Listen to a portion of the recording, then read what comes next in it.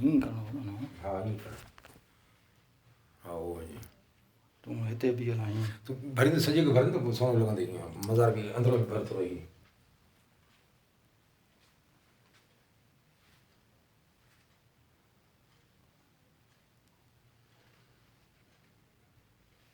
पंधु कंदे पहाड़ जा खोजी पयूं खोटियूं। पंधु कंदे पहाड़ जा खोजी पयूं खोटियूं। जिन खे मोहबत मन में से मोकिलाए मोटियूं। हिन कमीणी जूं बोटियूं छल कांगा खाइनि केच जा।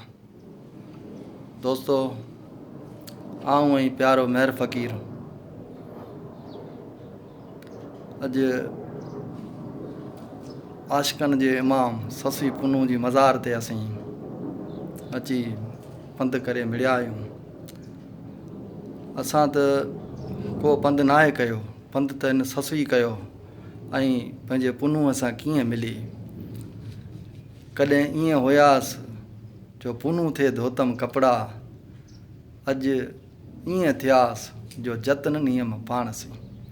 सो छा ससुई हुई ऐं कीअं ससुई जो पुनू सां लेख थियो ऐं कीअं ससुई जो लेख लकनि सां थियो, उहो सॼो असांखे असांजे रहबर शाह लतीफ़ जेका आहे सॼो ॾस ॾिनो आहे त पंधु करणु ऐं इहे अड़ांगा पेचरनि ते हलणु, इहो असांखे लतीफ़ ससुई जे सुर में सम्झायो आहे।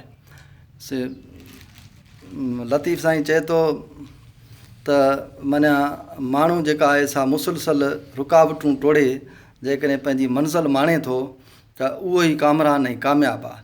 ऐं उहो सभु कुझु हिकिड़ो खावड़ी माण्हू करे सघे थो। ऐं इहे खावड़ी किरदार जेके आहिनि, जीअं लतीफ़ साईं जो बैत आहे त ॿियो ॿारींदो केरु खावड़ के खीर रे, जित न पखीअ पेर तित टिमके बाहिड़ी, ॿियो ॿारींदो केरु खावड़ के खीर रे।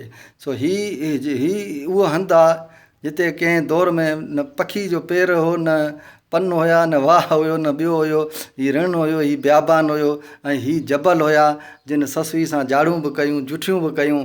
पर उहे सभु जेके अड़ांगा लक लतीफ़ जे पंध में इहे ससुई पूरा कया ऐं जेका आहे सा इन हंध ते अची जेका आहे सा